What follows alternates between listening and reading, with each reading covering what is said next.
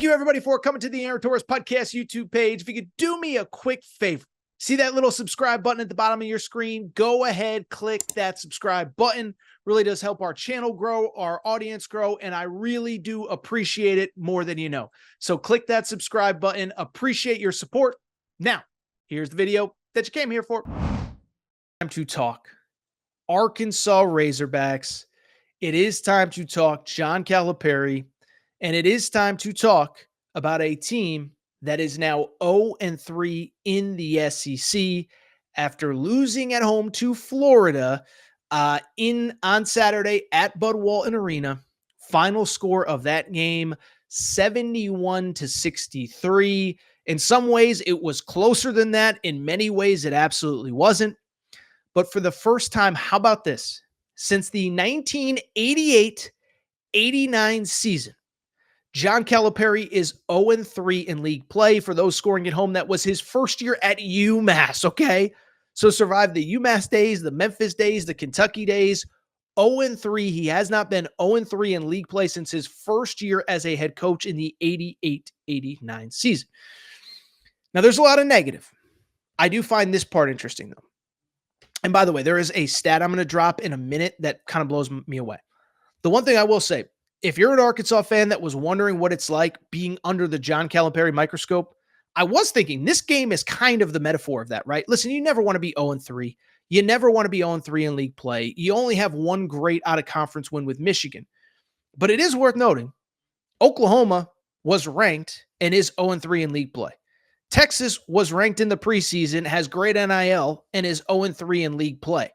By the way, I think Arkansas is John Calipari is the only coach in America that is going to be criticized for losing to a top 10 team in Florida, who I think Florida is a legitimate national championship contender. By the way, this week we'll probably do our midseason Final Four picks. I'm not saying Florida is definitely going to be there, but I think they're in the conversation. But it shows you what it is like to be under the John Calipari microscope. Only coach in the SEC. Rodney Terry ain't getting criticized for being 0-3 with huge NIL. Porter Moser isn't, only John Calipari. And what was interesting about this game is that it was both closer than it looks on the final score and also not closer at all, okay? Because if you watch this game, and I did, it was not pretty. It was just a weird game from this perspective. I think there are a lot of things to criticize John Calipari for. After the loss to Ole Miss, we talked about some of them. I don't like the energy that he gives off. I understand you want to be positive, but he goes to the podium and you kind of wonder, like, does this guy even care about losing, which you never want to see? But some of this is out of his control, right? You end up losing by 8 in this game. First of all, a DJ Wagner filthy dunk cut it to 3 with about 6-7 minutes to go. 50, I think it was 50, 60, whatever it was. Cut it to 3 with 7-8 minutes to go. But and some of it is out of Cal's control. Look at this. If you just watch the game, Arkansas shoots 24 of 35 from the free throw line, okay? That's 68%. You can blame Calipari for his offense. You can blame Calipari for his game prep.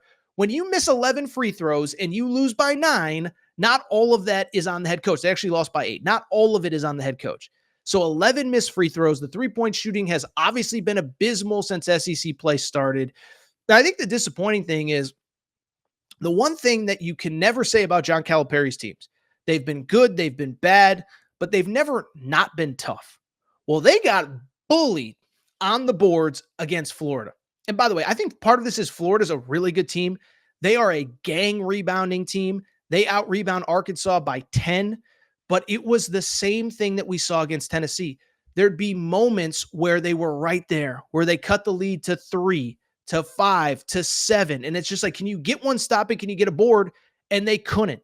Florida in this game finished with a plus 10 rebounding advantage, 49-39, as I just said, 16 offensive rebounds.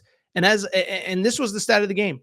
Points in the paint, 32-22 plus 10. Again, Arkansas loses by 8. If that's just even, it's a different conversation.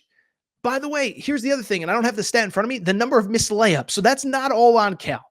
But what I will say is this is another disappointing effort. You are 0-3, and I'm not going to sugarcoat it either. I'm not going to pretend like there's nothing wrong, because there is.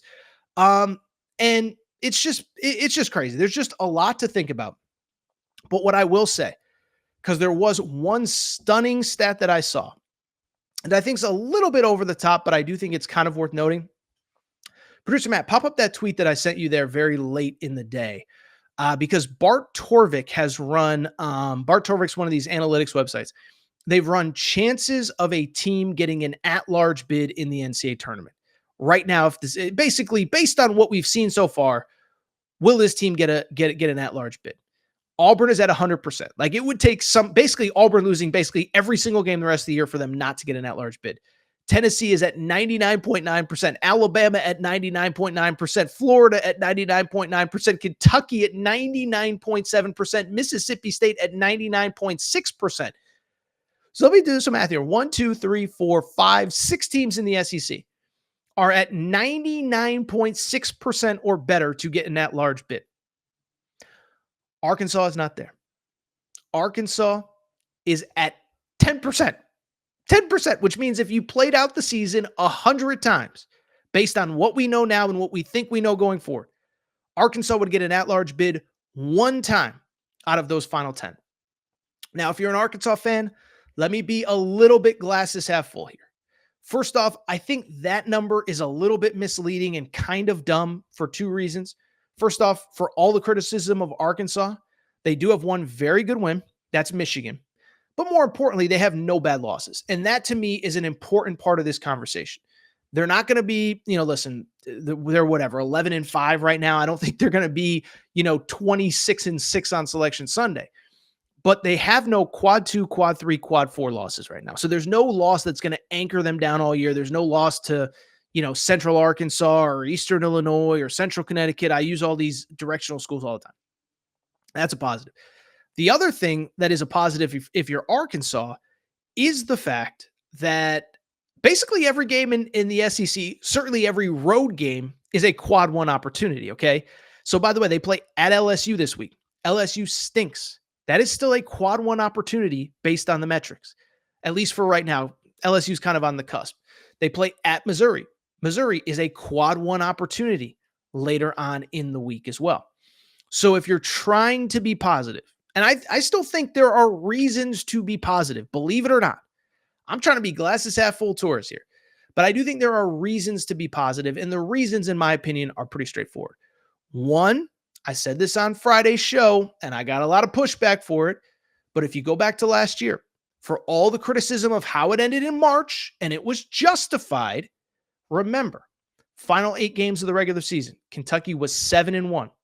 By the way, I saw this the other day, which cracked me up. Somebody was like, look at Kentucky this year, put up 96 points at Mississippi State. That's unbelievable. They put up 91 last year at Mississippi State, okay? The point I'm trying to make, you go back to last year, this team was John Calipari's team was excellent in February. Won at Mississippi State, at Auburn, at Tennessee. I think Tennessee was actually March, but all Alabama at home. They went 7-1 over their final 8 regular season games, and there are going to be plenty of opportunities to do the same this coming year. So if you're looking for a silver lining, that is it. There are still a lot of opportunities. Calipari's teams have historically played well in February. Now, again, what has happened in the NCAA tournament hasn't been pretty, but that is worth noting as well. But you got to start winning games. You got to win at LSU this week. You got to win at Missouri this week. Those are absolutely positively must-win games. But trying to be glasses half full, because to me, it's been tough. It's been really tough. Again, I will say I think part of it, only coach in America that's going to get crushed for losing to a top 10 Florida team. But the three-point shooting is bad. There's a lot of negative right now with that team. Trying to be positive. As I said, they're kind of the dark cloud of college basketball. Every time I talk about them, it just feels like everybody gets sad. So that is the Arkansas take for this week.